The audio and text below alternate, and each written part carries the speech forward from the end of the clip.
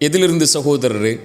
கடந்த காலத்துடைய பாவங்களின் நினைவுகளை கொண்டு ஒருபோதும் வாழ்க்கையில் கவலையடையாதீர்கள். மனிதர்களாக பிறந்த எல்லோரும் பாவம் செய்யக்கூடியவர்கள்தான். எல்லா மனிதரும் விதிவிலக்கில்லாமல் மறக்க முடியாத, மன்னிக்க முடியாத, இழிவடையக்கூடிய பாவங்களை கூட எல்லா மனிதர்களும் அவர்களுடைய வாழ்க்கையில் செய்யக்கூடியவர்கள்தான். ஆனால் அந்த பாவத்திலிருந்து விலகி தன்னை மீட்டெடுத்து நற்பாதையில் தன்னை ஆக்கிக்கொண்டு இறைவனிடத்திலே வந்தவர்கள்தான் சிறந்தவர்கள் என்று இறைத்தூதர் சொன்னார்கள். மனிதர்களில் சிலர் நல்லவர்களுடைய பாதையை பாவத்திலிருந்து மீண்டு தேர்ந்தெடுத்ததற்கு பிறகு என்றாவது ஒரு நாள் நான் இப்படியெல்லாம் பாவம் செய்தேனே, குற்றம் செய்தேனே, அநீதம் செய்தேனே, இறைவனிடத்திலே நான் இப்படி குற்றவாளியாக இருந்தேனே, இப்போது நல்லவர்களாக நான் வாழ்ந்தால் மட்டும் என்ன ஆகப் போகிறது என்ற கவலை அடைந்தாலோ, அல்லது அவன் செய்த பாவத்தை குறித்து மனிதர்களில் சிலரோ அல்லது பலரோ அவனை கை நீட்டி நீ இப்படி பாவம் செய்தவன், அநீதம் செய்தவன், குற்றம் செய்தவன், உனக்கெல்லாம் இறைவனுடைய பாதையில் இருப்பதற்கோ இப்படி நல்லவர்களுடைய பாதையில் தேர்ந்தெடுத்து வாழ்வதற்கோ என்ன தகுதி உண்டு என்று அவனுடைய உள்ளத்தை உடைக்கும் போதோ அவன் கவலை அடைந்து தன் வாழ்வு இனிமேல் நற்பாதையில் எதற்கு என்ற சிந்தனையில் ஆக்கிக் கொள்கிறான். இறை நம்பிக்கை கொண்டவன் கடந்த காலத்தில் செய்த பாவத்திலிருந்து மீண்டதற்கு பிறகு ஒருபோதும் அதை குறித்து கவலையடைய வேண்டிய அவசியமில்லை. இறைமறை சொல்லுகிறது, வல்லதீன இதா ஃபஅலு ஃபாஹிஷதன் அவ் ஸலமு அன்ஃபுஸஹும் ஸக்கருல்லாஹ். ஒரு அடியான் நல்லவராக வாழ்வான், அவன் ஒரு நாள் மானக்கேடான செயலை செய்வான் அல்லது அநீதம் செய்வான் தனக்குத்தானே. அப்படி ஒரு கால் பாவம் செய்தாலும் கூட அவன் இறைவனை நினைவு கூறுவான். அந்த பாவத்திற்கு பிறகு தன்னை மீட்டெடுத்து நல்ல பாதையில் அமைத்து கொள்ள வேண்டும் என்ற அந்த பாவத்திலிருந்து படிப்பினை பெற்று வாழ ஆரம்பிப்பான். அவனுடைய பாவத்தை இறைவனை தவிர யார் மன்னிக்க முடியும் என்று இறைமறை கேட்கிறது. மேலும் சொல்லுகிறது, அவன் யார் தெரியுமா? வலம் யுசிர்ரு அலா மா ஃபஅலு வஹும் யஅலமூன். பாவத்திலிருந்து ஒருவன் மீள்கிறான் என்றால் அவன் முதலிலே மனதிலே உறுதி கொள்வான், அந்த பாவம் என்று, இனிமேல் அந்த பாவத்தின் பக்கம் நெருங்க மாட்டேன் என்று ஒருபோதும் அறிந்த நிலையில் அதே பாவத்தை மீண்டும் அவன் தொடர மாட்டான். இப்படி நற்பாதையில் இருக்கக்கூடிய எவரும் கடந்த கால பாவத்தை குறித்து கவலையடைய வேண்டிய அவசியமில்லை. ஏனென்றால் அவர் செய்த பாவமே அவருடைய வாழ்வில் இல்லை முன்னால். இறைமுறை சொல்லுகிறது, இல்லாமன் தாப வ ஆமன வ அமில அமலன் சாலிஹன். யார் இறைவனிடத்திலே பாவ மன்னிப்பை கேட்டு இறைவனை நம்பிக்கை கொண்டு நல்ல பாதையில் தன்னை ஆக்கிக்கொண்டு நல்ல செயல்பாடுகளை செய்ய ஆரம்பித்து விட்டாரோ, ஃபஉலாயிக யுபத்திலுல்லாஹு ஸய்யிஆத்திஹிம் ஹஸனாத். அவன் செய்த பாவங்கள் அனைத்தையும் இறைவன் நன்மைகளாக மாற்றிவிட்டான். அவ்வளவுதான்.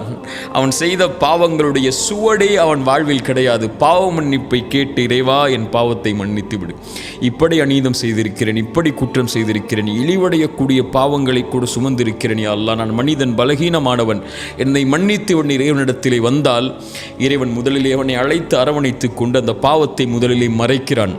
அதற்கு பிறகு இறைவன் மன்னிக்கிறான். அதற்கு பிறகு இறைவன் அந்த பாவத்தை அவனுடைய வாழ்விலிருந்து நீக்குகிறான். அதற்கு பிறகு இறைவன் அந்த பாவங்களை நன்மைகளாக ஆக்கி அவனை நல்லவர்களுடைய பாதையில் இறைவன் தேர்ந்தெடுத்ததற்கு பிறகு ஒருபோதும் இறைவன் அந்த பாவத்தை குறிக்க மாட்டான். அவன் இந்த உலகத்தில் இருந்தாலோ அல்லது மறுமையில் எழுப்பப்பட்டாலோ பாவ மன்னிப்பு கேட்கப்பட்ட பாவம் ஒரு காலும் இறைவனிடத்திலிருந்து கேள்வியாக வராது. சுப்ஹானல்லாஹ். இப்படி பாதையை ஆக்கிக் கொண்டவன் ஏன் கவலை அடைய வேண்டும்? ஆனால் இறைவன் மறைத்த பாவத்தை அவனோ அல்லது இறைவன் மறைத்த பாவத்தை ஒரு அடியான் செய்திருக்கிறான், பாவம், இறைவன் அதை மறைத்து விட்டான் என்றால் மனிதர்களில் சிலரோ பலரோ இவன் பாவம் செய்தவன் என்று இறைவன் மறைத்த பாவத்தை வெளிப்படுத்தினால் அது மிகப்பெரிய பாவம். இறைத்தூதர் ஸல்லல்லாஹு அலைஹி வஸல்லம் சொன்னார்கள், இறைவன் எல்லோர்களையும் மன்னிப்பான் இவர்களை தவிர. ஒரு மனிதன் இரவிலே பாவம் செய்திருப்பான், காலையில் வந்து மனிதர்களிடத்தில் மகிழ்ச்சியாலோ அல்லது கவலையாலோ நான் இப்படி பாவம் செய்தேன், இதை செய்தேன் பாவமாக, இரவிலே இதை செய்தேன் என்று இறைவன் மறைத்த பாவத்தை அவன் வெளிப்படுத்துவான். இவரை இறைவன் ஒருபோதும் மன்னிப்பதில்லை என்று இறைத்தூதர் சொன்னார்கள்.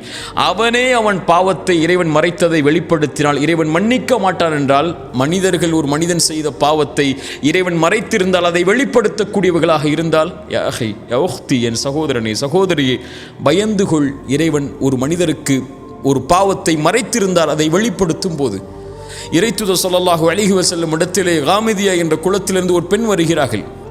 வந்து சொன்னார்கள், இறைத்தூதர் சபையில் இருக்கிறார்கள், நான் விபச்சாரம் செய்து விட்டேன், தண்டனையை கொடுங்கள். இறைத்தூதர் சொன்னார்கள், பெண்ணை என்ன சொல்கிறாய்? நீ பாவ மன்னிப்பை கேள், இறைவன் மன்னிப்பான், மறைப்பான், சாட்சிகள் இல்லை, ஏன் நீனாக வந்து ஒப்புக்கொள்கிறாய்? விலகிச் செல் என்று இறைத்தூதர் அனுப்பிவிடுகிறார்கள். இறைத்தூதரிடத்தில் அந்த பெண் சொன்னார்கள், இறைத்தூதரை ஒரு தோழரை இது போல் அனுப்பினீர்கள், அதுபோல் என்னை அனுப்பலாம் என்று நினைக்காதீர்கள். நான் தண்டனையை பெறுவதற்காக என் குற்றத்தை வெளியே சொல்கிறேன். என் வயிற்றிலே கரு இருக்கிறது, குழந்தை இருக்கிறது. இறைத்தூதர் சொன்னார்கள், நீ செய்த பாவத்திற்கு குழந்தையின் தண்டனையை பெற வேண்டும், முடியாது, நீ குழந்தை பெற்றெடுத்ததற்கு பிறகு வா. குழந்தை பெற்றெடுத்ததற்கு பிறகு வந்தார்கள். பால்குடி மறந்ததற்கு பிறகு வா. பால்குடி மறந்ததற்கு பிறகு குழந்தைக்கு உணவை கையில் கொண்டு வந்து இறைத்தூதரை, குழந்தை உணவை சாப்பிடுகிறது, நீங்கள் தண்டனையை கொடுங்கள். தண்டனை நிறைவேற்றப்படுகிறது. கல்லால் எறிந்து கொலை செய்ய வேண்டும், விபச்சாரம் செய்திருந்தால் திருமணத்திற்கு பிறகு அந்த தண்டனை கொடுக்கப்படும் போது அந்த பெண்ணுடைய இரத்தம் ஒரு தோழருடைய கையில் படுகிறது. அந்த தோழர் சீ என்றார்கள், ஒரு விபச்சாரியின் இரத்தம் என்றார்கள். தொழுகை நடத்தினார்கள் பாவ மன்னிப்புக்காக. இறைத்தூதர் அந்த நேரத்தில் உமர் வந்து இறைத்தூதரை பிடித்து சொன்னார்கள், இறைத்தூதரை, ஒரு விபச்சாரிக்கு தொழுகை நடத்துகிறீர்களா? மனிதர்கள் எல்லோரும் அந்த பெண்ணுடைய பாவத்தை பார்த்தார்கள். இறைத்தூதர் பார்த்தார்கள் அந்த பெண்ணுடைய பாவ மன்னிப்பை. சொன்னார்கள், இந்த பெண் செய்த பாவ மன்னிப்பை மதீனாவில் உள்ள 70 பேருக்கு பங்கு வைத்தாலும் ஈடாகாது. அவர்கள் எல்லோரும் பார்த்ததை, அந்த பெண் செய்த பாவத்தை. இறைத்தூதர் பார்த்தது அந்த பெண் இறைவனிடத்திலே செய்த பாவ மன்னிப்பை. நமக்கு தெரியாத ஒரு பாவம் செய்திருக்கலாம். அவர் அந்த பாவத்திற்காக இறைவனிடத்திலே சிந்திய கண்ணீர்கள் எத்துணை, கரமேந்திய வார்த்தைகள் எத்துணை. இறைவன் அவரை மன்னித்து அவனை அங்கீகரித்திருந்தால், இறைவன் மறைத்த பாவத்தை அவர் வெளிப்படுத்தினால் இவ்வளவு பெரிய குற்றம் அது. அதை கொண்டு அவருடைய உள்ளத்தை உடைத்தால், நீ பாவம் செய்தாயே என்று அவரை கவலையுடைய செய்தால், எல்லா மனிதர்களும் பாவம் செய்யக்கூடியவர்கள் தான். பாவங்கள் தான் அவர்களை மேம்படுத்தும் அவர்களுடைய பாதைகள். அதை திருத்திக் கொண்டு தன்னை முன்னேற்றுபவன் தான் சிறந்த மனிதனாக மாறுவான்.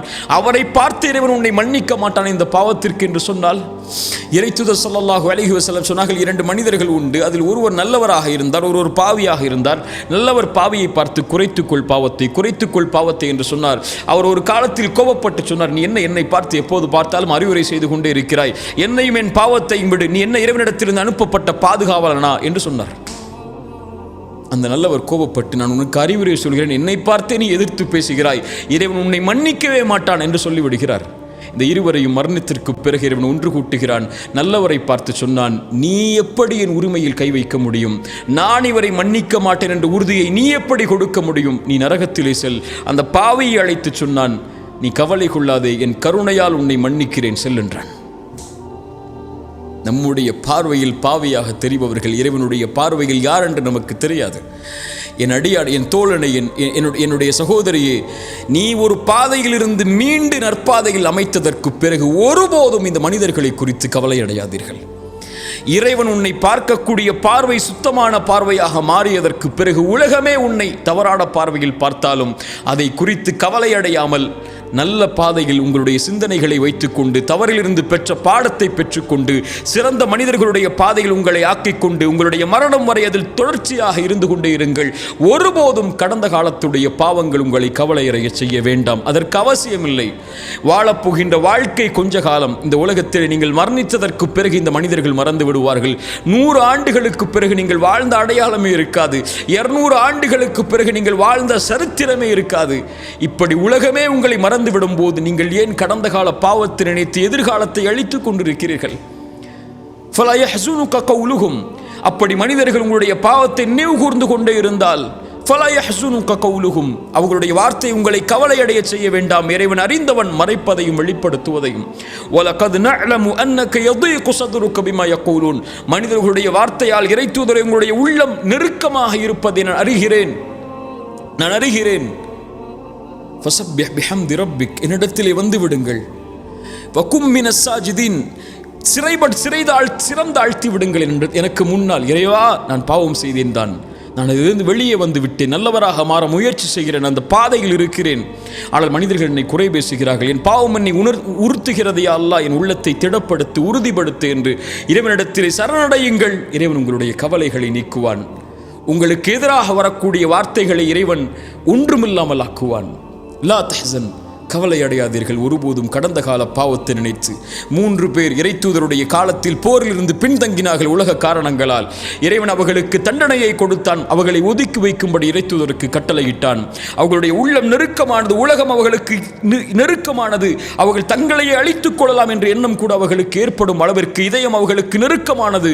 ஆனால் அவர்கள் சரணடைந்தார்கள். இறைவனை தவிர வேறு யாரும் எனக்கு வழி இல்லை என்று இறைமறை சொல்கிறது. அவர்கள் இறைவனை தவிர யாரும் இல்லை எங்களுக்கு என்று இறைவனிடத்திலே கரமேந்தி வந்தார்கள். இறைவன் அவர்களை மன்னித்தான், அவர்களை ஏற்றுக்கொண்டான். ஆதம் தவறு செய்தார். அதற்கு பிறகு வலக்கது கர்ரம்னா பனி ஆதம், ஆதமுடைய சந்ததிகள் அனைத்தையும் அவர்களுடைய பாவ மன்னிப்புக்கு பிறகு இறைவன் கண்ணியமாக்கினான், ஆதமை கண்ணியமாக்கினான். தவறு செய்பவர்கள் தான் மனிதர்கள்.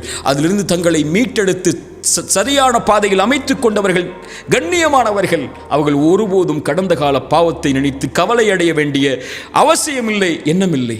இறைவனிடத்தில் மன்னிப்பை கேட்டதற்கு பிறகு இறைவன் நம்முடைய கவலைகளை நீக்குவான். லா தஹ்சன், கடந்த கால பாவங்களை நினைத்து உங்களுடைய பாதையை சீர்படுத்தியதற்கு பிறகு ஒருபோதும் கவலை அடையாதீர்கள்.